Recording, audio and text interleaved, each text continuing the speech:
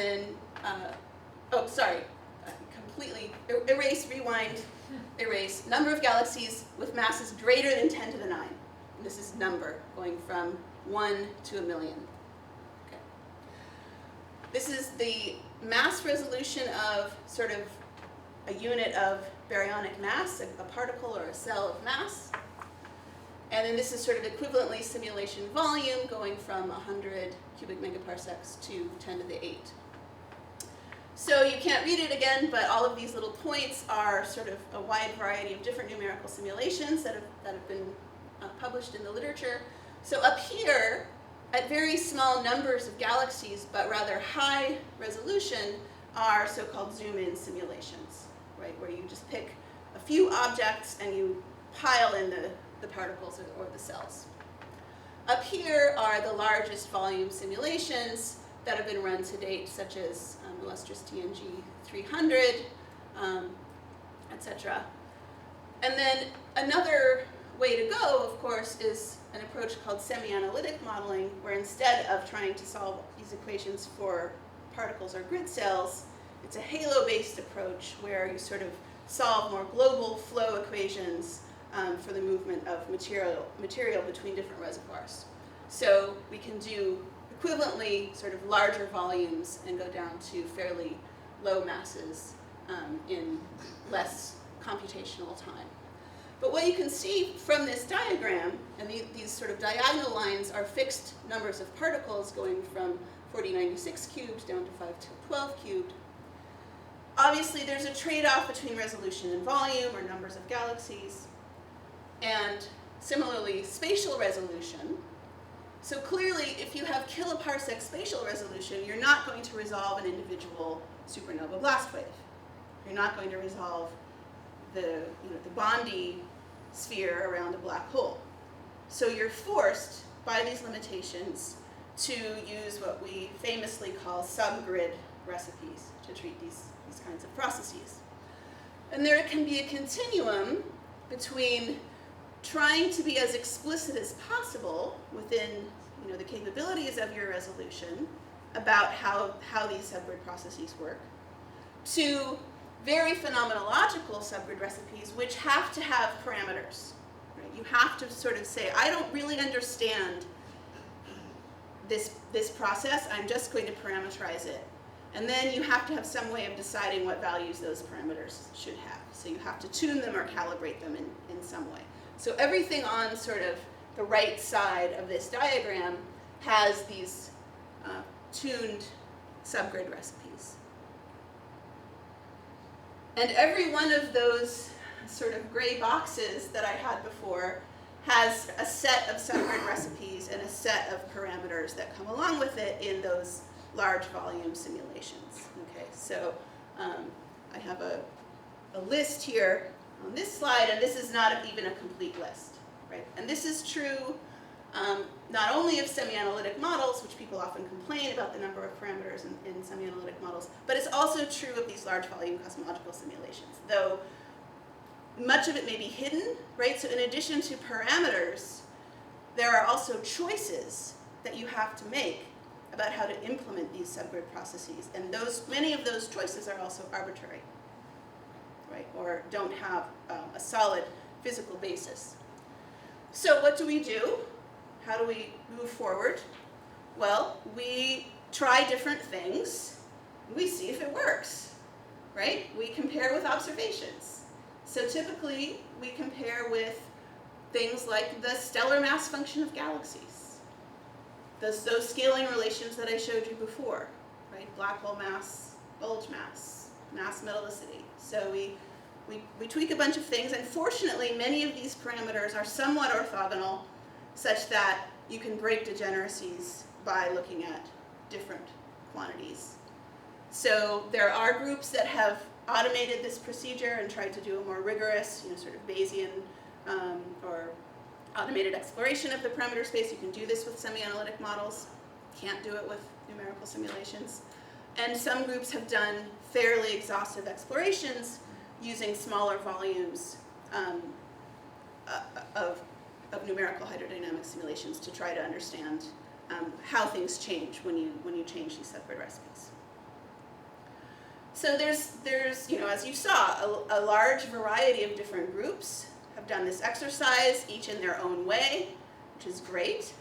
And so one thing we might like to ask now is, well, did we come to the same answer, right?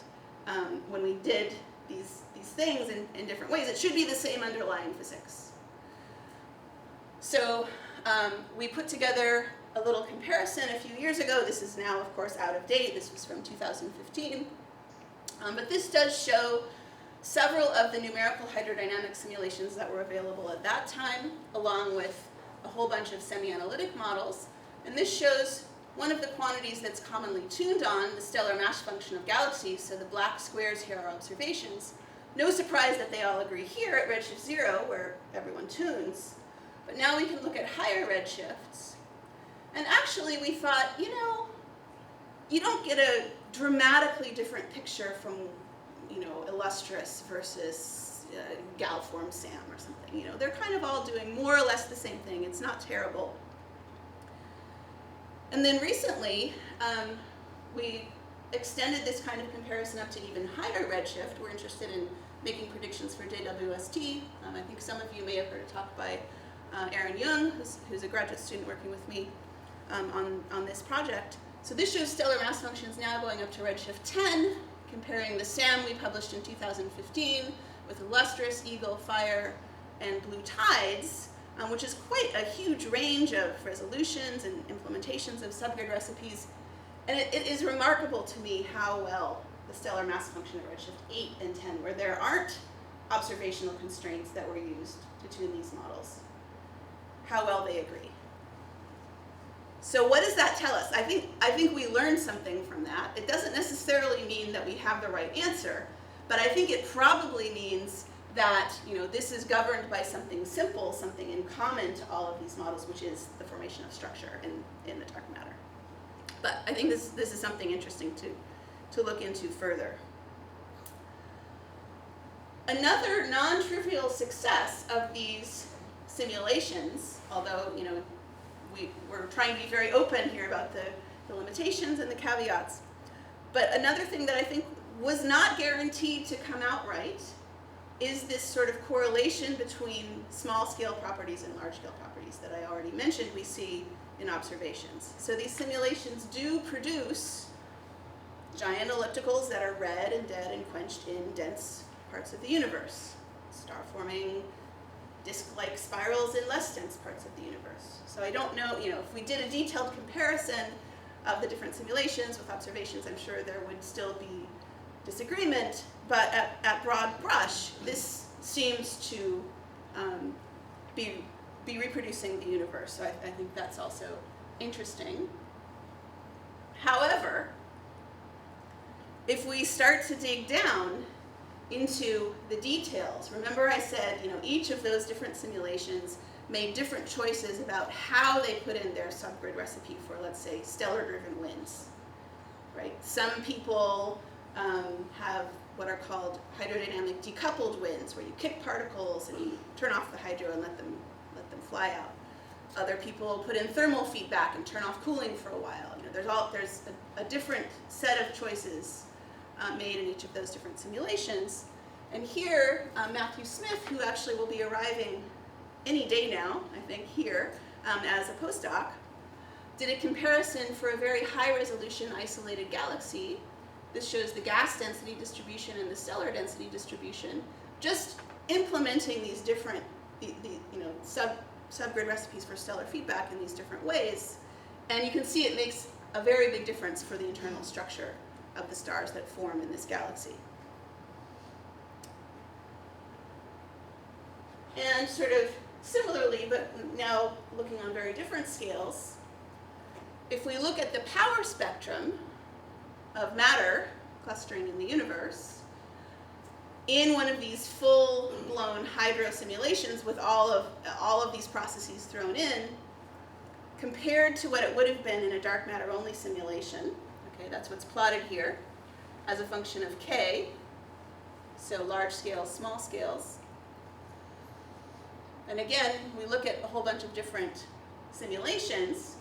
which remember, many of these were on my stellar mass function plot, and they all kind of agree quite well for the stellar mass function and many other global quantities.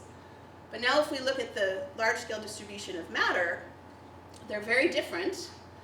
This shows a case where there's no AGN feedback, and so this increases the power on small scales, as you would expect, because gas cools and falls in, forms stars.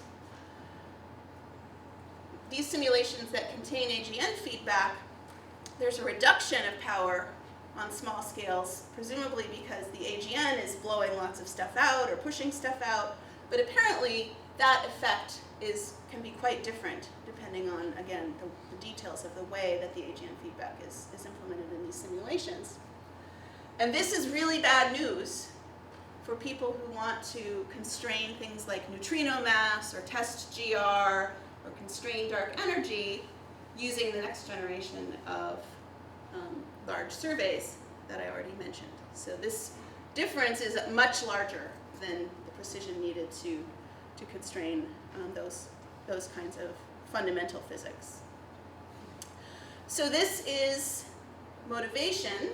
This was motivation for a group of people listed here to come together and form a collaboration called SMAUG, which stands for Simulating Multiscale Astrophysics to Understand Galaxies.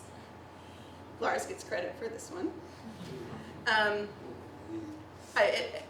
One thing I've learned is that having a good name is 90% of the battle.